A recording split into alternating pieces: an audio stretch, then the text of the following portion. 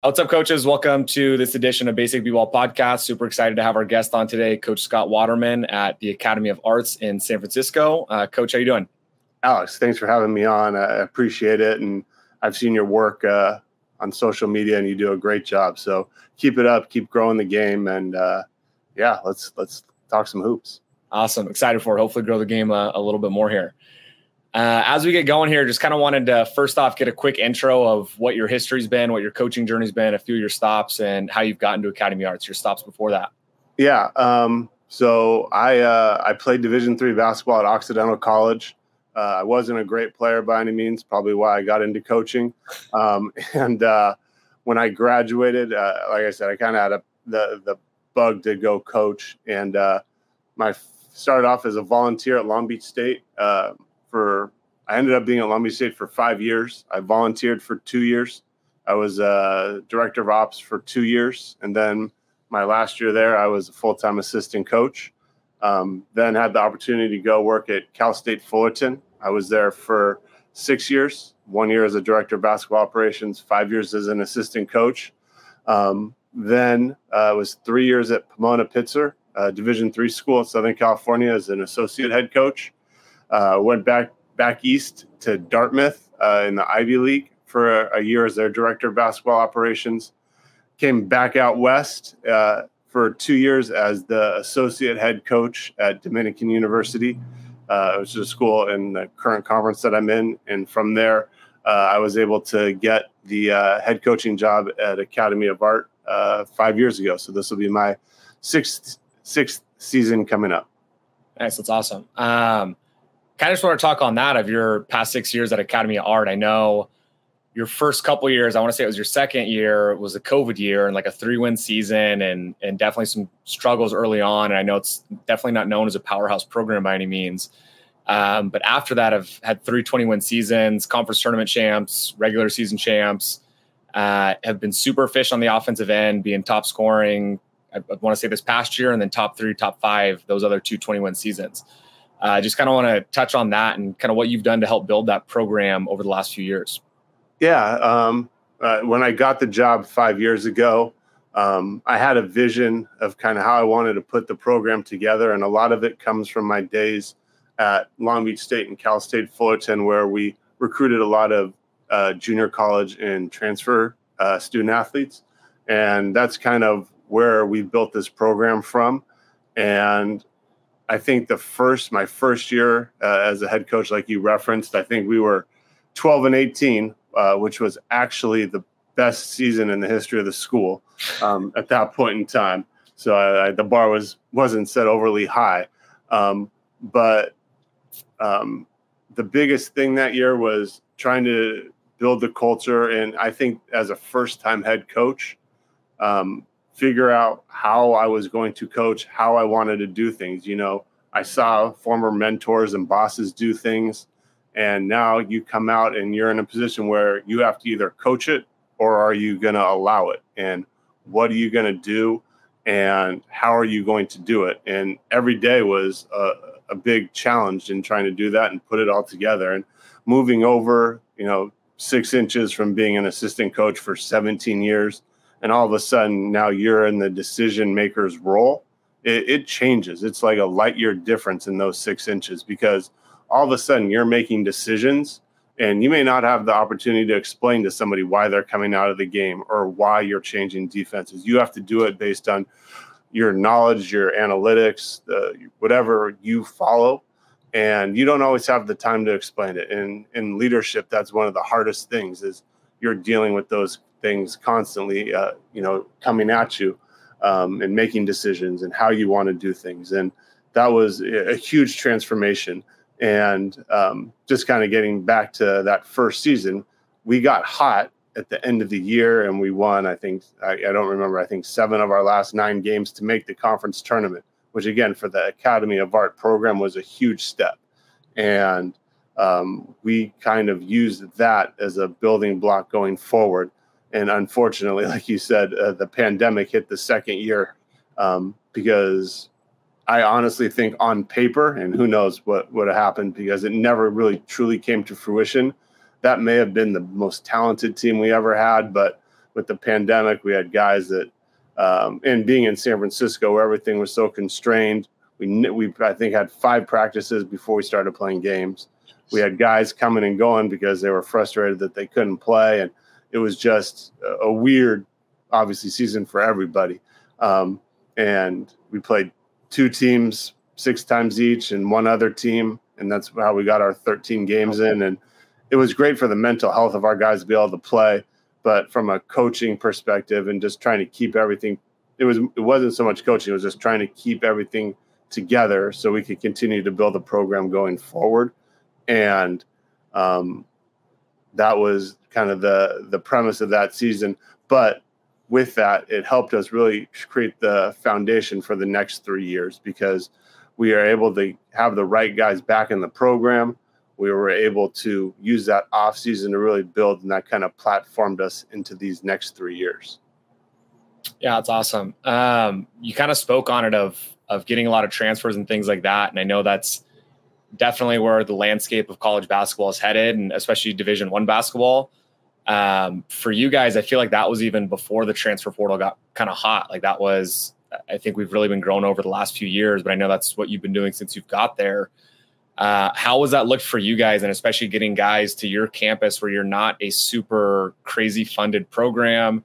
Your facilities it's not a super glamorous school by any means, especially kind of with all those other schools in San Francisco and different options for kids. How does that look for you guys getting kids in, and especially the right kids in? Yeah. Our recruiting model has definitely evolved. And I said that, it's been a lot of transfers, and it's been primarily junior college guys. And again, that's what I spent a lot of my career at Fullerton and Long Beach with. And this year we happened to get a few more Division I guys. It just worked out that way. But one of the things that when we recruit is we're looking for guys that want a different experience. And coming out to California, if you look at our roster, I think we have 1 player from the state of California. So we're looking for guys that want to come out and try something different, that want to help continue to grow and build the program. Yes, we've had 3 20-win seasons. We went to the second round of the NCAA tournament one year. We won the PacWest Conference regular season this year, but we still want to go further. And we're looking for guys that kind of have a chip on their shoulder, that may be underlooked, that play for great programs. That's a big thing for us. We like to recruit programs and find guys that come from winning programs.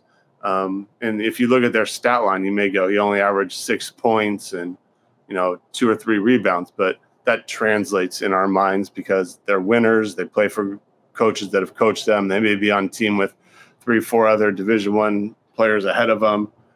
So we take all those things into consideration when we recruit, because we're just trying to find guys that most importantly want to be there and want to help our program win and get their education taken care of. Yeah, it's awesome. Is that a struggle for you guys, just as far as being an art school, finding kids that have the right major and things like that? Is that troublesome ever for you guys? Is that ever a hindrance of getting guys in? Just kind of what you guys offer academically? Huge hindrance. And I think one of the things that we do a good job is we address it early, and we put it out there. If you want to major in biology, this probably isn't the school for you. And it can end the conversation right there. And that's the best way in recruiting, is you got to be honest, and hopefully, you get the same response back and they say, no, I want to be a kinesiology major. I want to go to med school, or I want to major in business. And all right, great. If that changes, let us know, but this probably isn't the right fit for you. And I think that's really important in the recruiting process, to be able to have those conversations straightforward versus us leading somebody on for 3 months and then they realize we don't have business major, and all of a sudden now they're out the door. We've wasted their time, and most importantly, we've wasted our own time instead of trying to go look for somebody else. Yeah, absolutely. Just one more thing I kind of want to talk about with your guys' team. Of over the last few seasons, I kind of had mentioned of how successful your offense has been, of leading the PacWest this past year in points scored, and then being top 3 and top 5 the other couple years. What do you attribute that to? Is that something that is strictly just the talent of your guys have been able to kind of put the ball in the basket, or has that kind of been something, a pace thing you guys input of getting a lot of possessions? But what can you kind of attribute that success to in your guys' program so far? So obviously it helps to have good players. I'm not going to sugarcoat that. But to backtrack, our offense is good because of our defense. And if you look at the stats, and you have to, I may misquote this, but the last 3 seasons, we've been no lower than 13th in the nation in turnovers forced and no lower than 7th in the nation in steals. And our turnover margin was I think like -6. So we're forcing 6 more turnovers than we have ourselves. And that allows more possessions. And on top of that, if you can get turnovers, we can get out and run. And that's been a huge part of our offense, is being able to, we talk about defense to offense, convert defense to offense. And if we can do that, that's going to be a key to our success. More possessions you have, more opportunities to put the ball in the basket, less opportunities they have by taking the ball away more. We have good players. That helps as well. At least I like to think we have good players. Maybe other people don't, but I think we do. And we've given them a lot of freedom to go out and play. Like, we have some basic concepts that we play out of, but I want our guys to feel free and loose on the offensive end and be able to go do what they do. And we work to put them in positions to do that. We call motion. That just means basically going to play basketball. We spend a ton of time in practice playing. Like, I have a play sheet of 25 sets we'll, pick and choose from. But a lot of times I want our guys to come down and make plays, because if I don't know what's going to happen, then how is the defense going to know what's going to happen? If they don't know a ball screen's coming, then how are they going to guard it? If it's just random, sporadic, then it benefits us because we work on it a lot. Now, on the same time, if you give your guys a lot of freedom, it's also, you got to be able to coach it, and so they understand shot selection, which is most important, and how to take care of the ball. Those are the 2 things that we need to continue to, like, we've done a good job, but I think we could do a better job of emphasizing. And shot selection is different for everybody. What's good for you, Alex, because you're a knockdown shooter, may be different from me if I'm, a mediocre shooter. So it's really ironing that out and having those conversations about what you want, what your role is, and what we're looking for you to do. No, I love it. Well, I think you guys getting so many extra possessions gets guys to buy into that too. There's more shots in a game for guys that they don't have to worry too much about when they are getting their shot. You talked a little bit about converting your defense to the offense. Is that something you guys really emphasize in practice, of whether getting in passing lanes or just high pressure defense? Is that like a big emphasis of what you guys do day to day, of just high pressure and turning guys over a lot? Yeah. We have a large emphasis on our ball pressure. We don't deny, and we spend a ton of time working on help side and rotations. And we've gone to a system even more so now where we're going to be switching.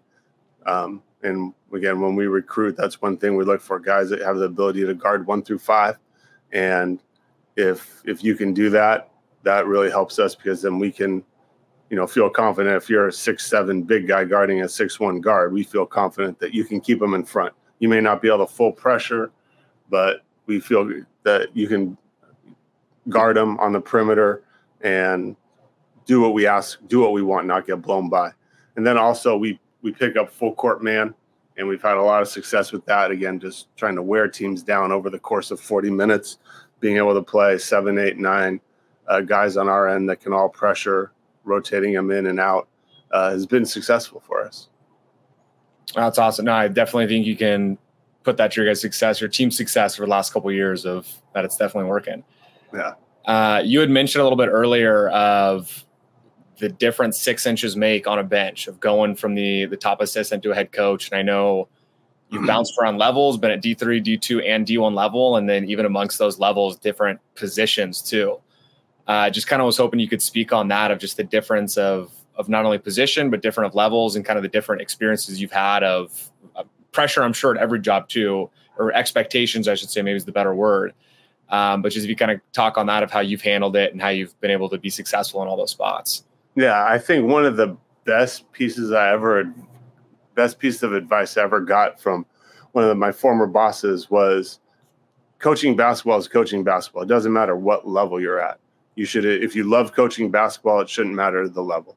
And I've been fortunate enough to coach at all three levels, and for very different reasons that I've been at all three. And I enjoyed all three immensely, and each has been a very different experience because of what the atmosphere of that level is. When I was at the Division III level, those guys wanted to win just as much as anybody else, but at the end of the day, they weren't trying to play for professional contracts. They understood that at the end of the day, they were going to go out into the real world and be successful young men, which they have been, and loved working with them. When I was at the Division I level, it's pressure, boosters, winning pressure, making the NCAA tournament. And I think Division II, it's a nice medium. It falls in between. There's still that immense pressure to win, probably more so put on by yourself as a coach. You want to be successful. You don't want to lose. But also there's that, one of the Division II mottos is life in the balance. And so there is that aspect of, hey, you better get your degree. You're not going to necessarily go be in the NBA. Now, there have been D2 guys that do that, but you're not going to make your living most likely for the rest of your life because of an orange ball. So somewhere in between that falls. And I think all of them are great. Like, one thing is the head coach, and it really kind of has been great, is you get to choose who you coach. Like, you can make this as enjoyable as you want for yourself by getting the right guys that you want to coach, that you enjoy being around.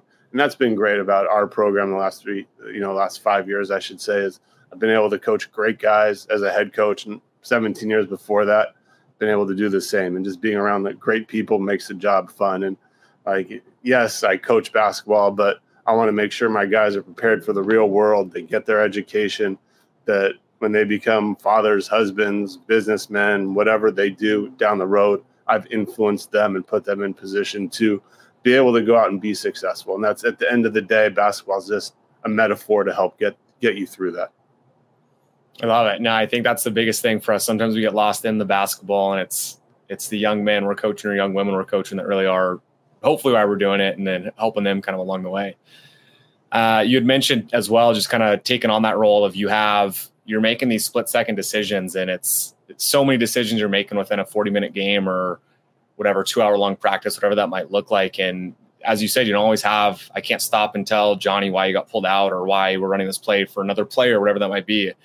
Where do you find the confidence in making those split-second decisions of you having, again, to make so many within a 40-minute game of in such a short amount of time, hopefully to be successful? But where do you find that confidence in making those decisions to help you guys win?